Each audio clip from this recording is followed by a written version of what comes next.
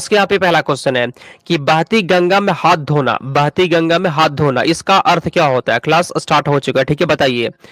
बहती गंगा में हाथ धोना इसका अर्थ क्या होता है जी, पता है इसका अर्थ क्या होता है। अवसर का फायदा उठाना होता है। क्या होता है, अवसर का फायदा उठाना। एक नंबर क्वेश्चन का बी हो जाएगा, ठीक है, अवसर का फायदा उठाना। आगे चलते हैं 2 नंबर क्वेश्चन की ओर। चलिए, इसमें से कौन सा शब्द, इसमें से कौन सा शब्द सर्वनाम नहीं होता, कमेंट करिए तो इसमें से कौन सा शब्द सर्वनाम नहीं होता है। उस, मैं, तुम या फिर सड़क, इसमें से कौन सा सर्वनाम नहीं है, कमेंट करिए। दूसरा का आंसर क्या होगा, ठीक है, बताइए। चलिए,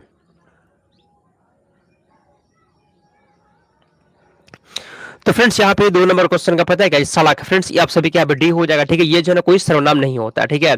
आगे चलते हैं 3 नंबर क्वेश्चन की ओर। अगला क्वेश्चन, दिए गए विकल्पों में से उपयुक्त संधि विच्छेद का चयन करिए। निस्सहाय, ठीक है जी, निस्सहाय का संधि विच्छेद क्या होता है, बताइए।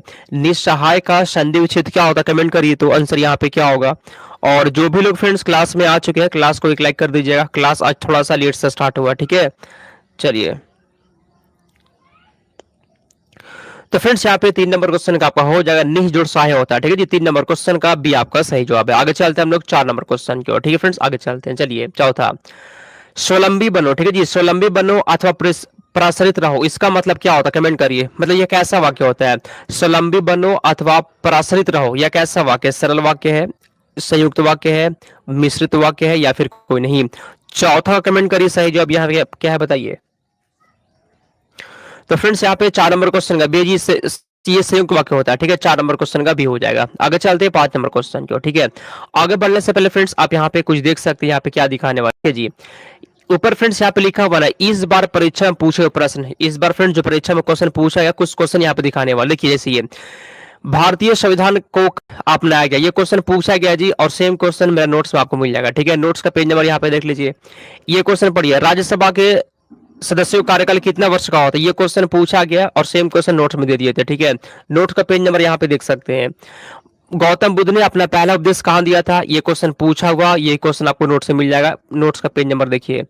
कागज का आविष्कार किस देश में हुआ, ये भी क्वेश्चन पूछा गया, इसी बार का पूछा गया और नोट्स में भी दे दिए थे, आप मिला सकते हैं, ठीक है, नोट्स इसके पास होगा। और फ्रेंड्स ये क्वेश्चन मेरा क्लास का है जी, देख सकते हैं, ठीक है। तो कहने का मतलब फ्रेंड्स क्लास से और नोट से क्वेश्चन हुबहू मैच कर रहा है, प्रूफ के साथ। देखिए मेरा व्हाट्सएप नंबर यहाँ पे फ्रेंड्स, मैसेज करके आप नोट्स को ले सकते हैं। मात्र आपको 149 रुपये में नोट्स मिल जाएगा। बहुत लोग इसको ले चुके हैं, ठीक है, आप पीछे मत रहिए। यह मेरा व्हाट्सएप नंबर यहाँ पे दिख रहा है जी, मैसेज करिए, आपको मिल जाएगा, ठीक है।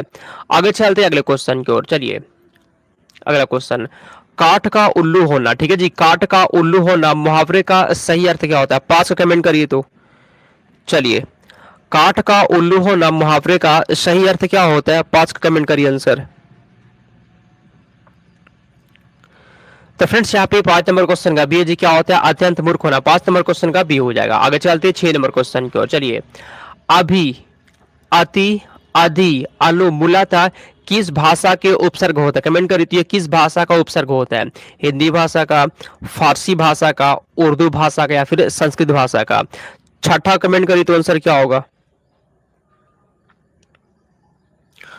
तो फ्रेंड्स यहाँ पे 6 नंबर क्वेश्चन का डी जी संस्कृत भाषा हो जाएगा। 6 नंबर क्वेश्चन का डी हो गया। आगे चलते हैं 7 नंबर क्वेश्चन को। चलिए, इसमें से कौन सा वर्ण, इसमें से कौन सा वर्ण नासिक होता है, ठीक है जी, नासिक वर्ण कौन सा, बताइए।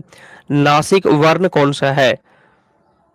यह क्लास 7:30 से होता है, लेकिन वो क्लास जो लगाया था ना 7:30 वाला, उसमें कुछ टेक्निकल इशू हो गया था, इसलिए थोड़ा सा क्लास लेट से स्टार्ट हुआ।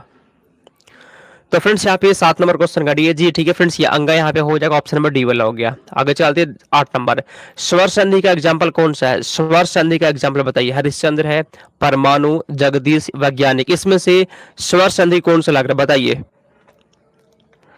स्वर संधि कौन सा होता है फ्रेंड्स, 8 का कमेंट करिए तो आंसर क्या होगा।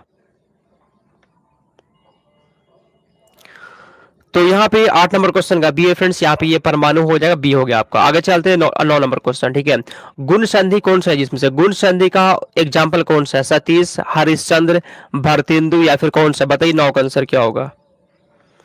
इसमें से गुण संधि कौन सा है जी, भरतेंदु, ये यहाँ पे गुण संधि हो जाएगा, ठीक है। आगे चलते हैं 10वां, वह स्त्री जिसका पति परदेश से आने वाला हो उसे क्या कहते हैं, बताइए। 10 का आंसर, ठीक है। वह स्त्री जिसका पति परदेश से आने वाला हो उसे क्या कहते हैं। चलिए फ्रेंड्स, यहाँ पे 10 का आंसर क्या है जी?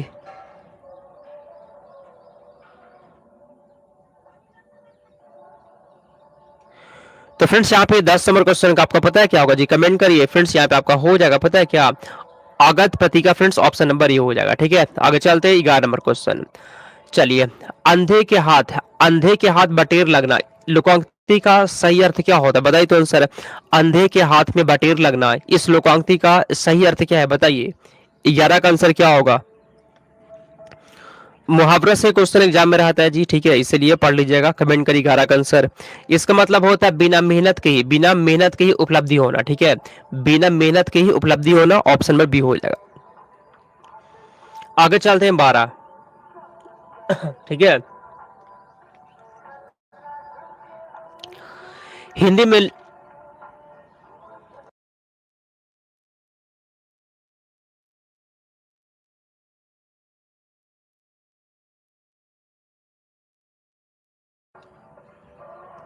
चलिए कमेंट करिए जी।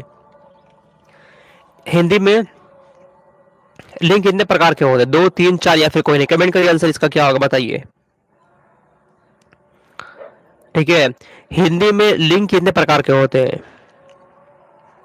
तो फ्रेंड दो तरह के होते हैं, एक स्त्रीलिंग होता है, एक पुल्लिंग होता है। ठीक है, आगे चलते हैं 13 नंबर क्वेश्चन। किस समास में दोनों शब्दों की प्रधानता एक समान होती है बताइए? किस समास में दोनों शब्दों की प्रधानता एक समान होती है? क्रमधारय समास में, बहुब्रीहि समास में, द्विगु समास में या फिर द्वंद्व समास में? कमेंट करिए तो आंसर यहाँ पे क्या है जी? तो फ्रेंड्स यहाँ पे 13 नंबर क्वेश्चन का हो जाएगा ऑप्शन नंबर डी, द्वंद्व समास में ऐसा होता है। ठीक है, द्वंद्व समास में दोनों शब्दों की प्रधानता होती है, याद कर लीजिएगा। आगे चलते हैं हम लोग 14।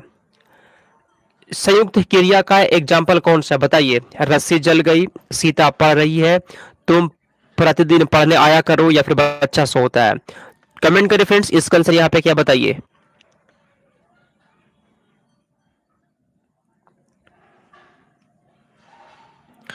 तो फ्रेंड्स यहाँ पे 14 नंबर क्वेश्चन का सी है जी, तुम प्रतिदिन पढ़ने आया करो। फ्रेंड्स आप सभी का सी हो जाएगा। ठीक है, आगे चलते हैं 15। भाषा की सार्थक लघुत्तम इकाई कौन सी होती है? कमेंट करिए तो आंसर क्या होगा? चलिए कमेंट करिए, भाषा की सार्थक लघुत्तम इकाई कौन सी है? भाषा की सबसे छोटी सार्थक इकाई क्या कहते हैं? 15 का फ्रेंड्स कमेंट करिए आंसर क्या होगा जी? इसे हम लोग पता है क्या कहते हैं? शब्द कहते हैं। क्या कहते हैं फ्रेंड्स? शब्द कहते हैं, ऑप्शन नंबर ए हो जाएगा। ठीक है, तो भाषा की सार्थक सबसे छोटी इकाई को शब्द कहते हैं, ऑप्शन नंबर ए हो जाएगा। ठीक है, आगे चलते हैं 16। इसमें से अशुद्ध को छांटना है जी, अशुद्ध छाटिए तो आंसर यहाँ पे क्या है बताइए?